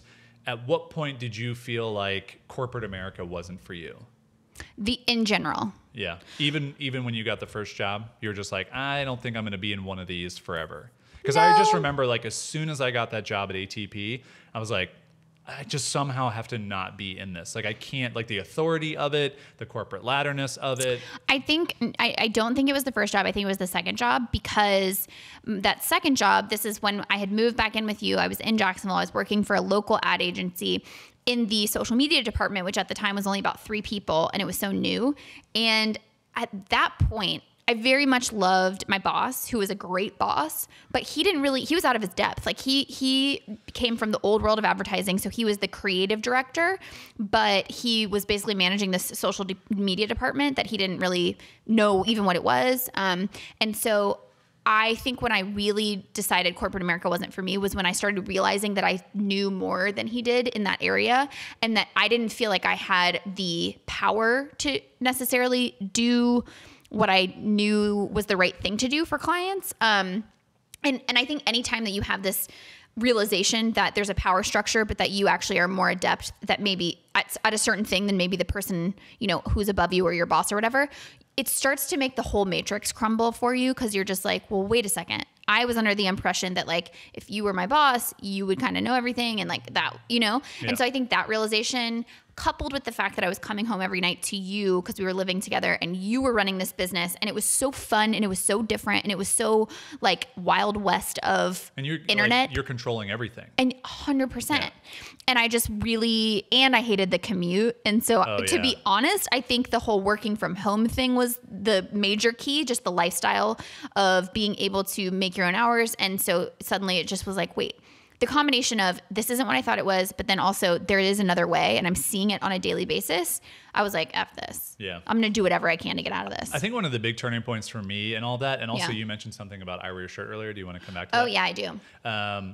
One of the big turning points for me was when I left the 9-to-5 world. I started my first company, which was a design company with a friend, is that I actually found that the more effort I put in, the more potential return I get out. That is huge. That's the first thing that I ever learned about being an entrepreneur. That was just an amazing spark, almost bigger than a love spark, if you think about it. Almost. Not quite, but close.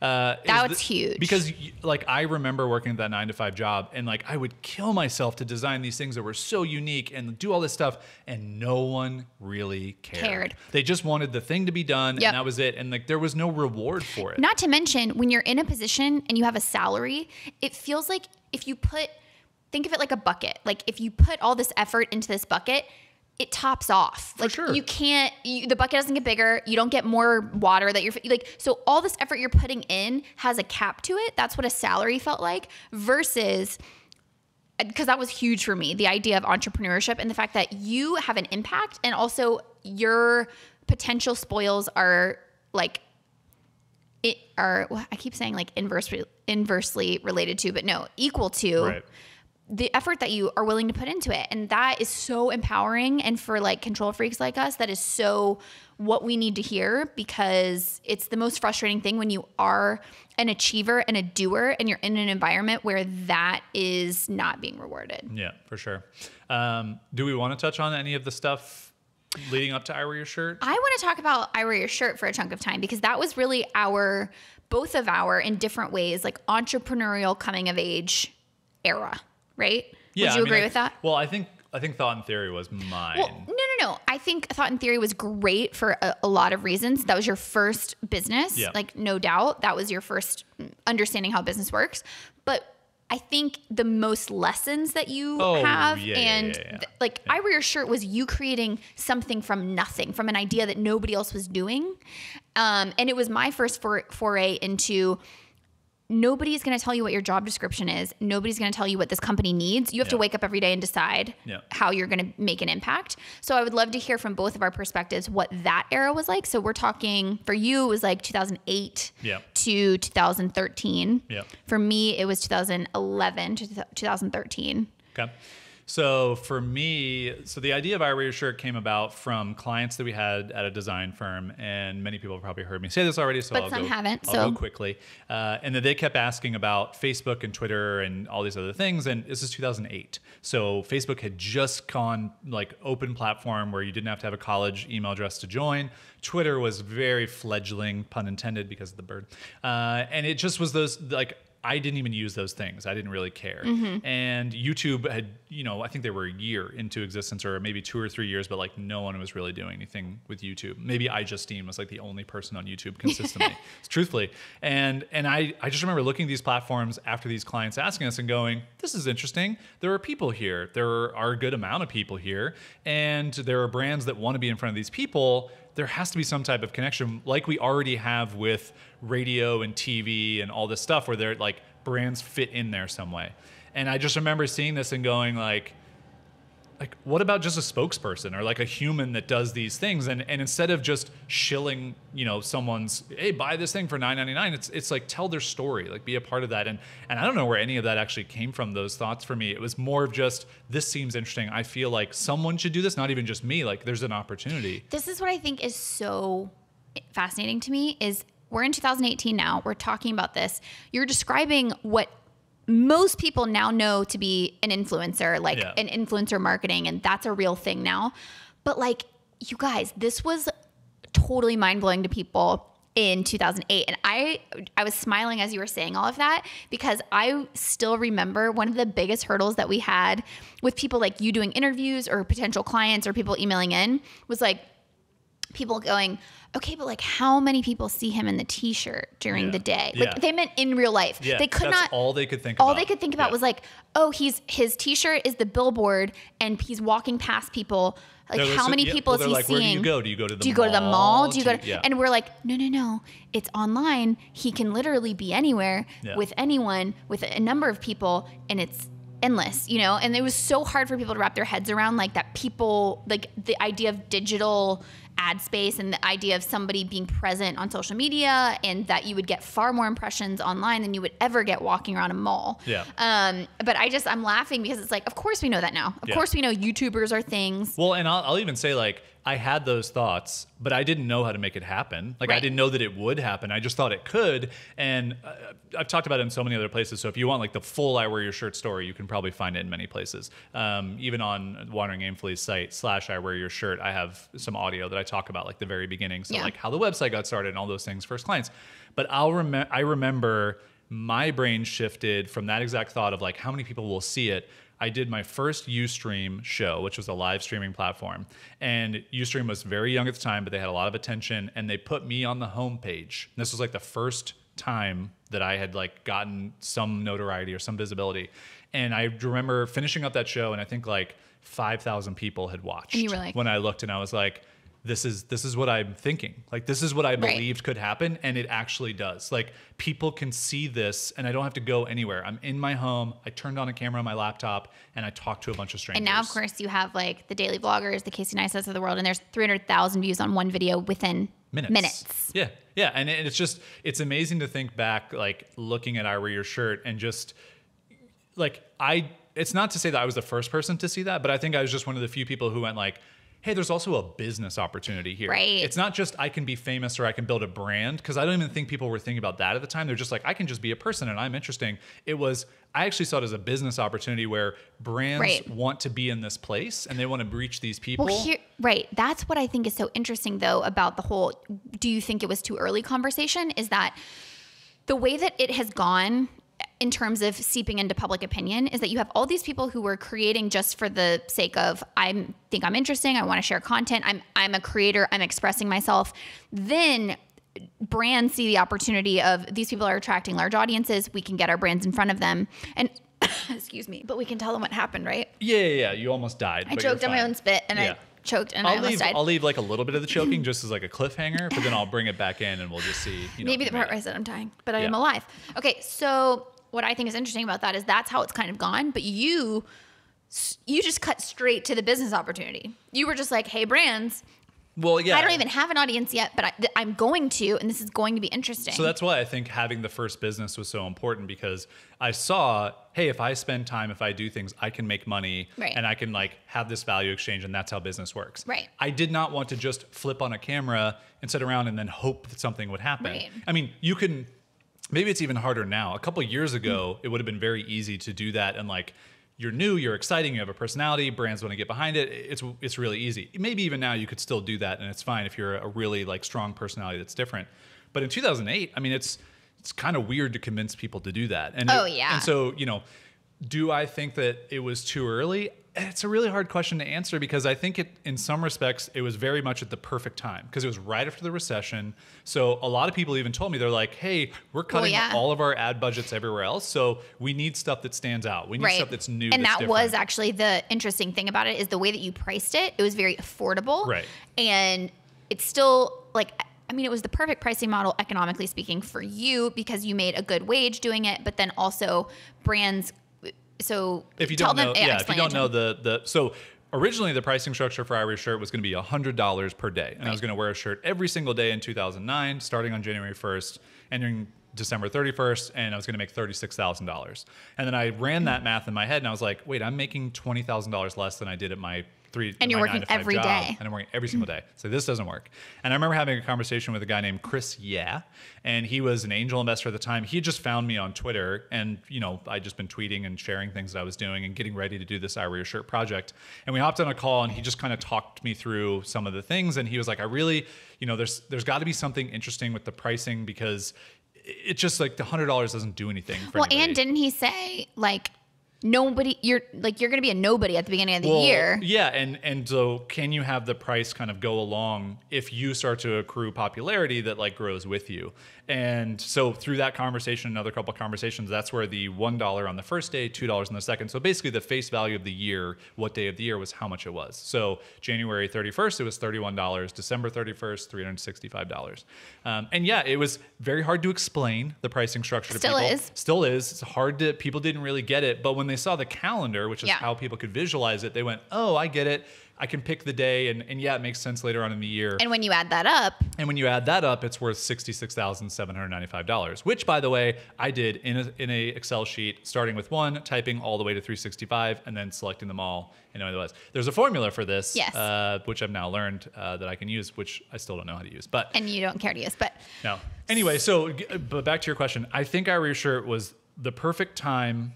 But it also probably could have been better a couple years later. But then you don't know if someone else would have had a similar thought and done it before you. So it's really difficult. I know it's a weird question, but I guess what I'm really getting to is now when you see these influencers that can make so much money out of just doing like an ad in their photo or whatever. Am I just mad? Well, is there ever, and I know the answer, but like for me, there's still some type of a seed of where I go, God, Chase knew this was coming. Yeah. He I mean, I look at it like any of the people who like had the first version of X, and then someone came along and did it better. And I will say that I think that was one of the mistakes that I made with IWearYourShirt, is I went from guy being himself, talking about the shirt, his day, kind of more vlog before a vlog was a thing. To like, I'm making a commercial to try and tell a story or do something funny, like more of a skit. And had I stayed with, I think, the vlog thing, I just would have been, like, not to say I would have been Casey Neistat, but like I would have been the first version of that, or one of the first versions of that. And it probably would have been a whole different trajectory. Yeah. But what's so interesting, so even as I'm saying that, what's so interesting about that is that I think knowing what we know now, we would never want that for ourselves. Well, yeah. I mean, because there's so by monetizing your whole life and your personality, it puts so much pressure on you to be that. Like even you had talked about like when people are paying you money and you have a bad day, like you couldn't be sick because that person that company had paid for that day. And so just because of the timing of it, you weren't going to give them a less than stellar end result. So I think the best thing that could have happened was like IWearYourShirt kind of closed its doors. So then we were forced to scramble and do all these other business ideas to make sustainable income in that way. And almost now we're coming back around to then be like, okay, now we're blending. We've created the life that we want, but we have financial structures in place to be able to monetize products and create a value exchange. So now it's not lopsided. Right. Like we're not just all lifestyle and then feeling like we have to fit our lifestyle into some sort of ad product, but then we're not all just business and we can't live the life that we want. You know what I mean? I do still love, like, I even think about, I have so many fond memories of like the companies that we worked with and the things that we did during IWearYourShirt. And recently we talked about this road trip that we took with Sean, who was a shirt wearer, and Monix. We went up the coast to the East Coast, went to I think like 9 different cities, did this trivia trip. We had a wrapped vehicle. You can actually find the video on YouTube if you want. It's the Buzz Time Trivia. Beers and Brains Trivia Tour. Yeah, you can find it. It was so fun. And I think about things like that and I'm like, I do want to do stuff like that. Like I want to find a way to have a brand, get on board, like create a story, create a memory. Because I think what happens with being an entrepreneur and with like running your own thing is if you just do things that the majority of people don't do, it's interesting to watch. Yeah. And so I think that's the thing like I've always loved doing is just like, how can I do things that people don't do? Because it's a compelling story. It's an interesting thing. And I think that's just what has always come naturally to me from the beginning of talking about that, like thinking differently, not seeing the world the way that it's handed to you. And even even now looking at like how people do, branded stories and all that stuff, it's like, yeah, but like, can we do it differently? Like, can we figure out a way? And I think that's going to be something that we play around with Wandering Aimfully, is working with some brands in different ways, creating some different things and having that happen. And some of it will probably just happen organically with, the way that our content evolves and kind of comes out. Because we have a business model that supports everything. Exactly. That's what I was going to say. Yeah. It's all a balance. This has been like the eternal struggle, I feel like, of being a creative entrepreneur, is that you have these two not polar opposites, but you have these ideas that are different and pure creativity and original. And then you have money and making money and practicality and finding a way to blend those two things together. Or sometimes I've realized it is just a pendulum swing. Like, rather than trying to fit the two things together, because sometimes the pure idea that you have isn't a thing that's going to make money in the way that you think it is. So I've also come to realize that you can just swing the pendulum back and forth. So like for us, it's creating a foundation of this membership for Wandering Aimfully, and there is a monetization structure in it, and there is a value exchange there. And creating that will then allow us to do things a little bit more differently and to create custom content for those people and for our audience. So, look, it would just be really fun to just think about, like, I would love to go back to Iceland.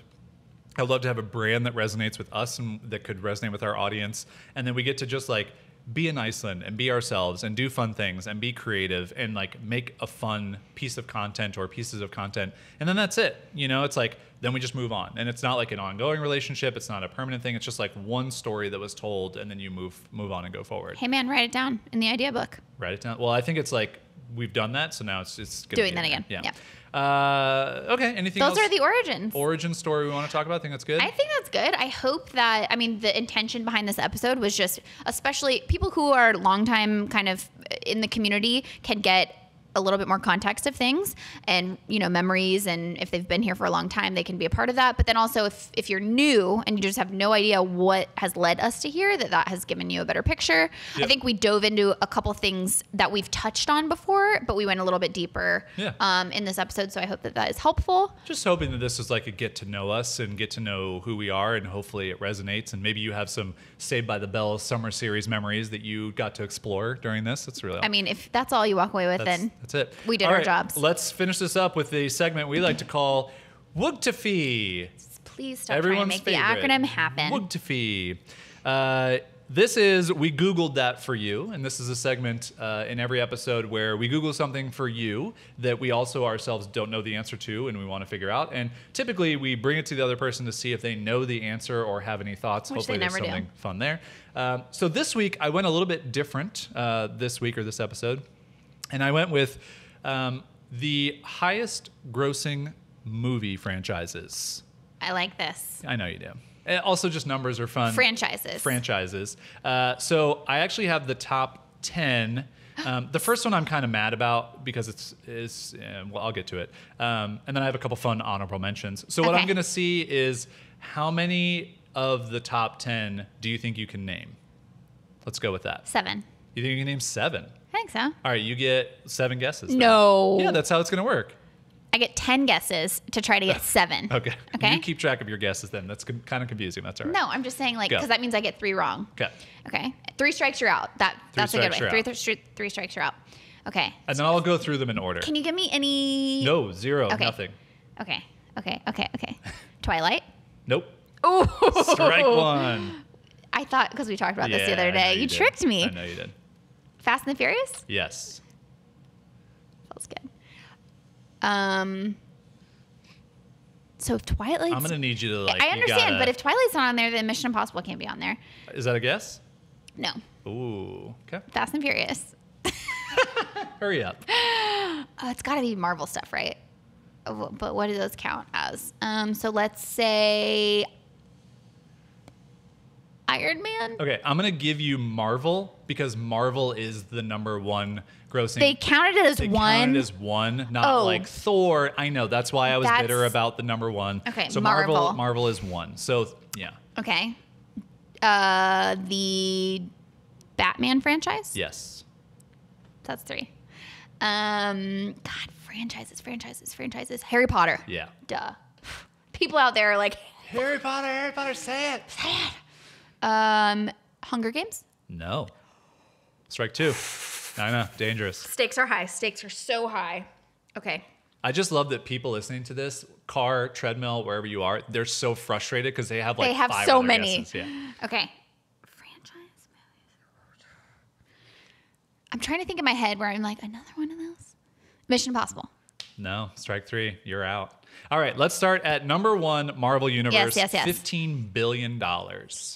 Yeah. So they lump That's pretty quite a much bit. everything in there except for Spider-Man, which is weird. I'll get to that in a minute. So number two, Star Wars, $8.9 billion. Oh, God. People hate me right now. They hate me right now. Real mad. Okay, Star Wars. Number three, Harry Potter, $8.5 billion. Billy. Number four, this was surprising to me, What? but then also not surprising when I thought about how many of them there are. James Bond, $7 billion. Okay, but we haven't had one of those in a long time. I know. Lord of the Rings, $5.8 billion. I am so mad at myself. Yeah. Fast and the Furious, dead middle, $5.1 billion. X-Men, $5 billion. Yeah. Spider-Man. See, that's the interesting one. That is a part of the Marvel Universe, but kind of not. It's kind of weird. It is I kind of think weird. Sony or And someone also, owned it. do you include like Tobey Maguire Oh, yeah, Spider-Man yeah, with you- Andrew Garfield Spider-Man? Yeah, you include the entire universe of those movies. This is the franchise. $4.8 billion for Spider-Man. Good job. Okay. Batman, $4.5 billion, as you said. And last in the top 10, pretty much like it was like a couple million behind Batman, Pirates of the Caribbean. Oh, wow. $4.5 billion. They also included, or they didn't include in this list, I think I got this from Mental Floss in case you want to check my thing, is the ride itself has made so far almost $1 billion, the Pirates of the Caribbean. How do you say the ride rides and itself? things. It's a part of the park. Yeah, I don't know. All right, honorable mention. I have 3 honorable mentions for you. Hunger Games? No. Oh. Twilight Yes. has made $3.5 billion. It's a lot, not including book sales. Billion dollars in the box It's a office. lot of $1 billion. These are worldwide numbers, by the way. For Hope Kristen everybody- Stewart's lip biting. I told you this before. Do you remember how much the Die Hard franchise has made? No. $1.5 billion. Guys, Yippee-ki-yay. fun fact about me, had never seen Die Hard until like weeks well, ago. that's not true. We actually watched the newer ones. You'd seen 4 and 5. You haven't seen 1 through 3, which I don't is count funny. those. Yeah. But I just saw the old ones and I love They're those so good. movies. They're so good. All right, and here is your fun last question of the show. Yeah. First part of it's a 2-parter. Okay. How many films has Adam Sandler made to date? Wow. Been starred in or made?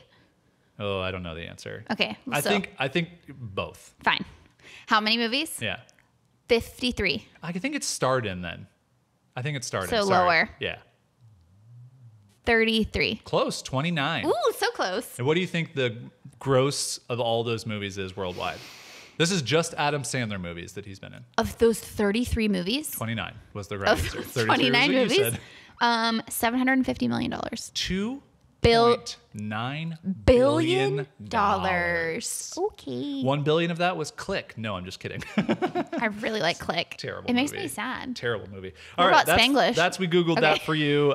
We hope you enjoyed learning the top grossing movie franchises. That's a fun one. I thought it was a fun one. That's gonna Money inform. stuff is always That's fun. gonna inform my next one of like trivia. It's gonna be Yeah. less like, hey, where did this you come do from? whatever. Thanks as always for listening to another episode or watching if you're on YouTube. By the way, we do a fun thing. If you want to leave a review on iTunes, it's how you can support the show so more other people find it. We don't have sponsors on the show right now, so we would love your support in that way because we got to make some monies, and more reviews on iTunes means other stuff? I don't know. Leave a review and send us an email with a screenshot with your address in that email to hello@wanderingaimfully.com, and we will Review your review. via a postcard. We will send you a postcard. We will write a review of your review, On a postcard, send it to and you. we in will the mail. assign a star value. Yeah. I'm not saying that it will be the exact amount of star value that you give us. Right. Well, it just depends on what they're reviewed. Like someone could leave a 5-star review because we're a 5-star review only family. Thank you. And it could just be really thoughtful, and then we have to write a really thoughtful one Yeah. better. And then maybe we wrote a 6-star review for their review. I don't know. It's crazy. We're just adding stars. So leave a review, send an email with a screenshot of it, send us your mailing address. We'll write a review on a postcard. It's super weird. It's super silly, but hey, why not? It's fun. That's us. It's different. And then, yeah, we'll hopefully see you on the socials. Subscribe on YouTube if you're watching on YouTube, and wherever it. you're listening. That's all. We'll see you next time. Bye. Bye.